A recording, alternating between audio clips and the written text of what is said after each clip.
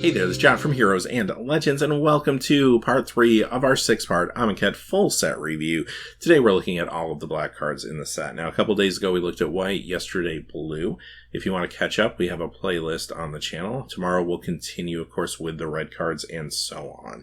Now, quickly before we get started, quick reminder, if you check out the description below, you'll find 2 ways to help support the channel. One of them is our Patreon page. We're actually really close to our next Patreon goal, so if you get a chance, check that out. And the second way is through our Amazon affiliate store links. You can check out our storefront through the link below, and any purchases you make via any of those links, a small percentage will come back to help support the channel. Of course, we have a lot of Magic the Gathering products there, including Amonkhet stuff. So if you have time and you're looking to pick something up, check it out down below. Alright, now if you watched the videos over the last couple days, you know what to expect, but first and foremost, we're going to look at these cards through a limited scope, draft, sealed. Secondly, we'll talk a little bit about their viability in Standard. Every once in a while, I'll mention some other formats too when they're applicable, but for the most part, we're looking through the filter of Limited and a little bit of Standard. So those are the criteria we're using to examine these cards. Finally, one last thing I wanted to mention. There's about 7 or 8 cards in black that have the zombie creature type, and I'm going to evaluate those cards just as they are. However, keep in mind that if you already have the Zombie Lord or a Zombie Anthem effect, that those cards will become a little bit better, may even become a little bit higher of a pick. I just didn't want to mention that over and over again when we get to each of those cards. So just keep that in mind. If you're in the zombie archetype, those zombie cards will, of course, have a little bit higher value for you. Having said that, let's get started with the first card of the day, and it's Archfiend of Ifnir. This is easily first pickable in draft. This thing is a powerhouse. I mean, a 5/4 flyer for 5. It can be cycled away if you can't hit your mana for some reason. Oh, and by the way, when you cycle or discard other cards, you throw -1/-1 counters on all of your opponent's creatures. That's actually pretty awesome. This card is phenomenal in Limited. I don't really know about Standard. I think for its cost, and it is a little too contingent to be great by having more cycling or discard abilities. So I don't know if it quite gets there. Potentially. I mean, there is some raw power here. But I think for the most part, if nothing else, this is phenomenal for you in Limited. It's going to be a little better probably alongside Blue, because Blue has a lot of cycling. There's definitely a strong cycling matters connection between the Dimir colors this time around. Baleful Amit. This is a fine creature for Limited. It's not going to cross over into Standard or anything. It's a 4/3 with lifelink for 3. The drawback being you have to put a -1/-1 counter on one of your creatures. Now, if it happens to be this creature, and now you got yourself a 3/2 lifelinker for 3, that's still fine value for Limited, and you'll be fine with that. But the real trick of this card is you hopefully can dump that counter onto something of less consequence for you. Either a small creature that doesn't matter anymore, or a token, or even something that gives you benefit when it dies. I mean, that's the dream. But if you can't do that, this is still runnable. The times you can do that, attacking in on turn 4 with a 4/3 lifelinker can be quite good. Blighted Bat. This one's okay. I mean, if you need evasion in your Limited builds, then this is here for you. It's at common. You should be able to find these. But the biggest issue I have with this is I don't really like paying 3 for a 2/1, even if it does have flying. And I have to pay 1 more for the haste. I almost feel like it just should have had haste. But the value's not great. It's there if you need it. Bone Picker. This one I will pay for. I mean, 4 mana for a 3/2 Flying Death Touch is great in Limited. A lot of times it's going to trade up for you. And the fact that if something happened to die this turn, maybe because I threw some -1/-1 counters on it or something like that, then I can play this as a 1-drop. Nice value there. Really happy to get this card. Not necessarily a first pick, but definitely something I might pick highly in a pack. Bantu the Glorified. This is a black and 2 Legendary God Mythic. This one is a little easier to turn on maybe than some of the others as far as the attacking and blocking part goes, and I do like that. But you're still getting tons of value here for 3 mana. Here's what I like most about this card, though. It's not necessarily the 4/6 menace indestructible, it's the ability. Being able to pay 2 to get a sack outlet, sacrifice a creature, and I get to scry 1 and drain a life from my opponent. That makes me feel like potentially we're going to see an aristocrat style deck in Standard. Probably a zombie aristocrat deck, I would think. And if that's the case, this card's definitely seeing Standard play, and it's going to be a big part of that particular archetype. In Limited, I don't think I need to tell you, this is easily first pickable. It's not too hard to turn on as an actual creature, but even if not, having a sack outlet and some scries as you go through the game is still good enough for 3 mana. This will be phenomenal in drafts and sealed.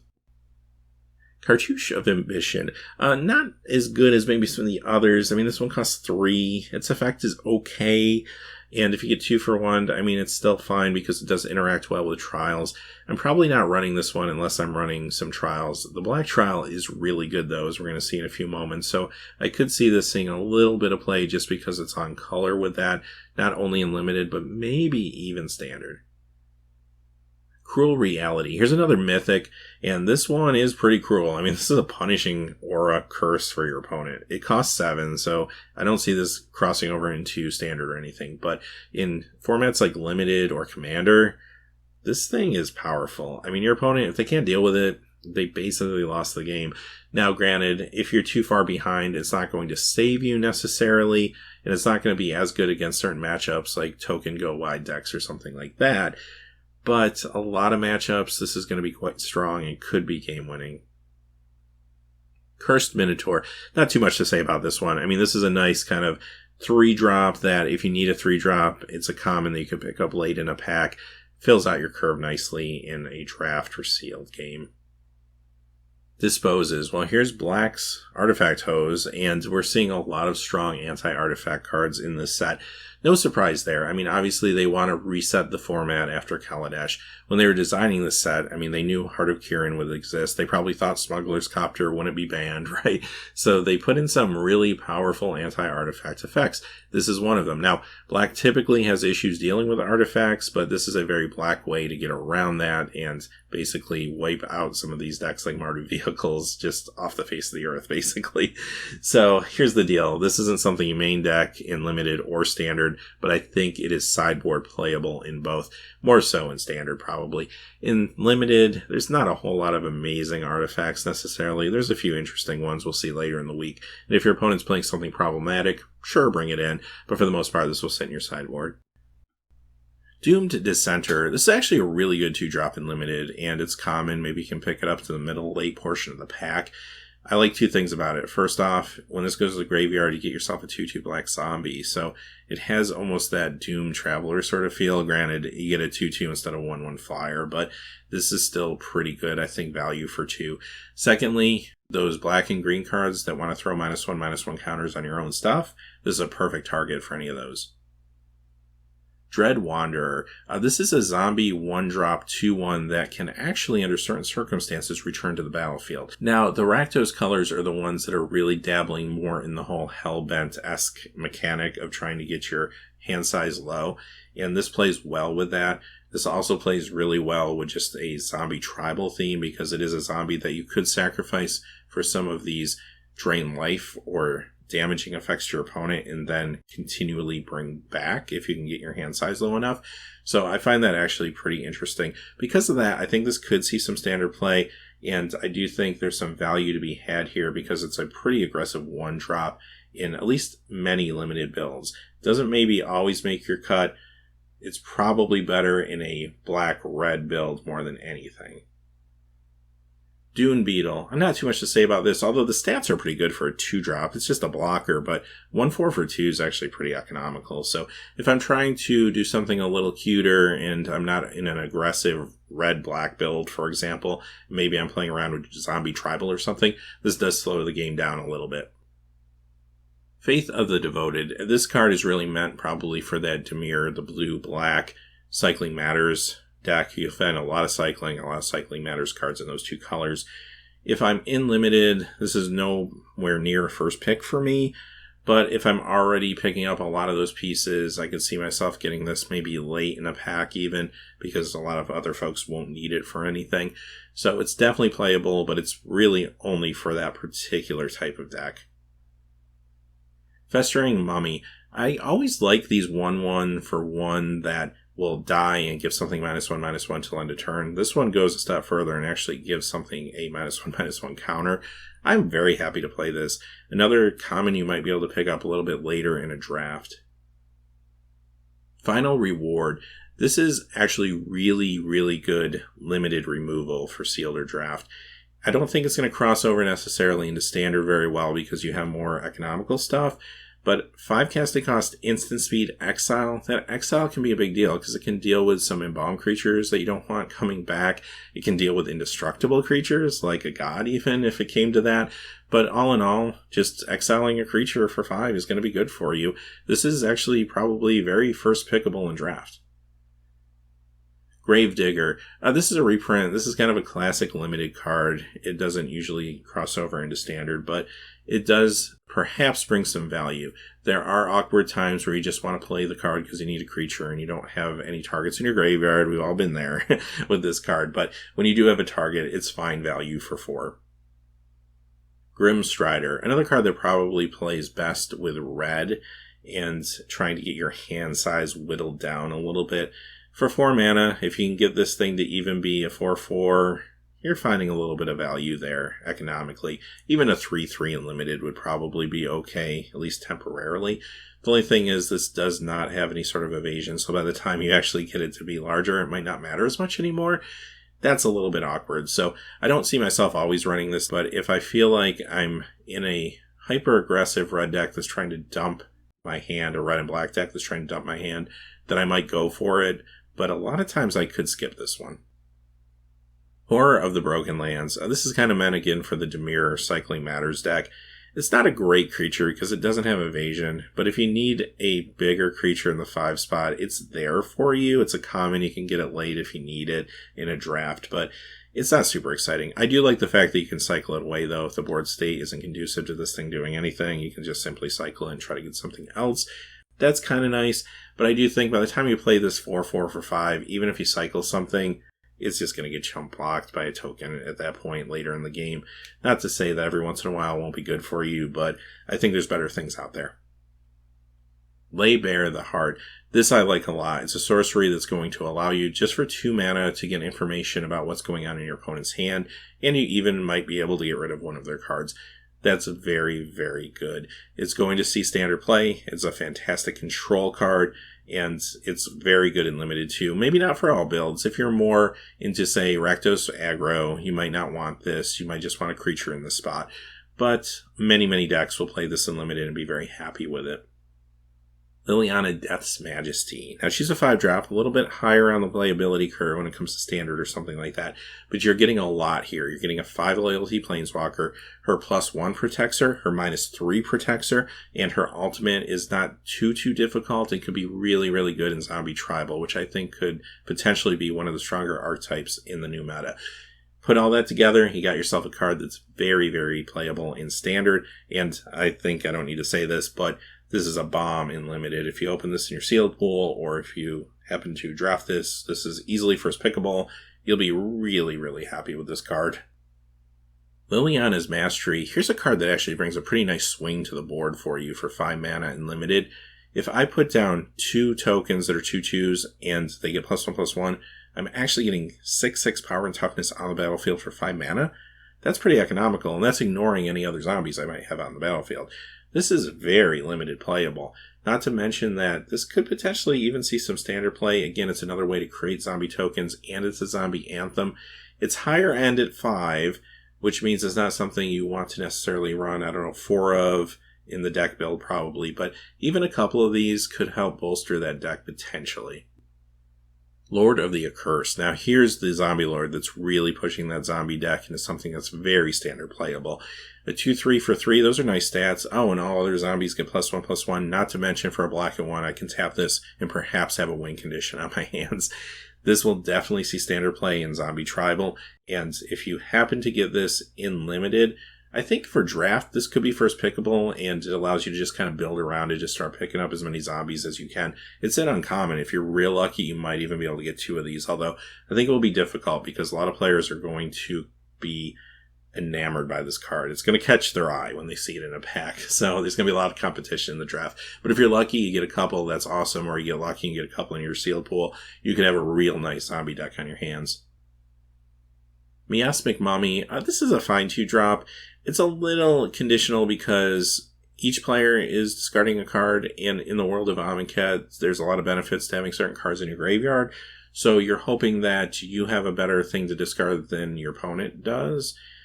And that is a little situational and could lead to you getting burned, maybe. So it's just something to think about. I think it's still playable and limited if you need a 2-drop, especially if you have a lot of cards that do stuff out of your graveyard. For example, some Aftermath cards or some Embalm creatures. Nest of Scarab. So if you're in that Golgari deck that is trying to throw -1/-1 counters on things, then this is a nice little support card. Again, not an early pick necessarily, probably something you can get middle or even later in a pack, I think, in draft. But you could find some value here some of the time. Obviously, it's not for every build. It's only if you're really deep into that mechanic. But the extra tokens can be nice. I kind of wish they flew, but to be honest, I mean, if they flew, this would be super powerful and probably would need to be like 5 or 6 casting cost or something like that. So it kind of is what it is. I don't really think it will cross over into standard because it's a little too situational, but it could work in certain builds for limited. Never to Return. Okay, here's the split card for black. And I kind of wish Never was an instant. That would have been awesome. Unfortunately, it's not. So it is what it is, though. And is it still playable? Yeah, sure it is. It's even first pickable, I think, in draft, quite honestly, just because it's unconditional removal for 3, even if it's sorcery speed. It even deals with a planeswalker if push came to shove. So this will see play. Standard, it will see play there, too. I mean, you have an interesting decision to make in Standard. Do you play this or do you play Ruinious Path? Some decks might want the Path because they want to be more aggro, and sometimes that creature land does matter. And other decks are going to be more concerned about what's in opponents' graveyards and maybe getting the zombie for zombie tribal. Then they're going to play this version. And that's really the only difference between the two cards. I think both will continue to see standard play, and I think this one is definitely awesome and limited. Painful Lesson. I don't know if maybe the painful lesson for Wizards here was they thought that cards like Sign in Blood or Read the Bones were too powerful, because that's what they're telling us. I don't know. This is a good card. You're going to be happy to play this in limited. It's a common. You can get it a little bit later in a draft. This will probably still see standard play. It's a little disappointing that it's not as good as cards that came before it, but it's still a good card. Pitiless Vizier, another card that works well in those Dimir colors as far as cycling goes. And you know what? A 4/2 for 4 a lot of times will trade up with a 5 anyway, so it's not a bad limited card by any means. And if periodically it's indestructible and your opponent has to chump or they end up taking 4 damage because of that, that's not bad either. Plaguey Belcher. I really like this actually. A 5/4 menace. 4/3, the drawback being you have to dump 2 -1/-1 counters on a target creature. So if you have to throw it on this creature, it becomes a 2/3 menace for 3 with another ability, and that's actually still really economical. But hopefully you can throw those -1/-1 counters on something else and get yourself a 5/4 menace out of the gate for 3, and that's actually really strong. Oh, and by the way, when another zombie you control dies, each opponent loses 1 life. So it's got that extra ability tacked on too. There's a lot of value to be had here. I think this is first pickable. I think this will see play in standard, again, due to the zombie aristocrat style deck that I think we will see there. I think this could be a part of it. I also feel like this is an awesome card for a lot of places, even like Commander or casual formats. And yeah, great card in limited, no doubt. Ruthless Sniper. I think this is just fine. Obviously, this is, again, another one that wants to pair with blue and maybe be a little more aggressive. It's not going to make every build, but it's good if you have a lot of cycling or discard in your deck. Scarab Feast. Nice sideboard card to bring in if your opponent has some problematic stuff in their graveyard, and even if they don't have that for that particular game, it doesn't punish you too much because it has cycling. It's just a 1-drop. It's an instant. There's a lot of good things going for this card. It's not something that you need to pick high. It's a common, and since it's a sideboard card, you can probably get it pretty late in a draft. But it'll be nice to have one of these in your sideboard for when you need it. As far as standard goes, for example, I do think this could maybe see some sideboard play there, assuming that at some point there's some issues with decks that are running stuff like Embalm cards or something like that out of their graveyard. Shadow of the Grave. Now, when this card was first revealed a few days ago, I mentioned there's probably some crazy combos you could do with this. I mean, one thing that came to mind for me was Noose Constrictor and Flameblade Adept, for example. That could be a little janky, but it just goes to show you the raw power that could be behind something like this, especially when you start thinking Eternal formats and stuff like that. There's a lot of good ideas out there for this card right now that people are bouncing around. It's just taking those ideas and making them into an effective, fast enough deck.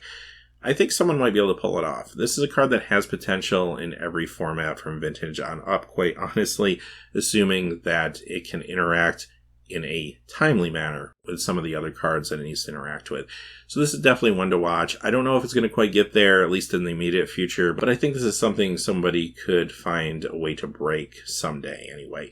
As far as today's limited goes, I don't know. If you have a lot of cycling in your deck, it might be a little bit of a value card you could run, but I don't think it's going to make most of your builds. Soul Stinger. This is another one of those creatures that makes you add the -1/-1 counters to something you control, this time 2 of them.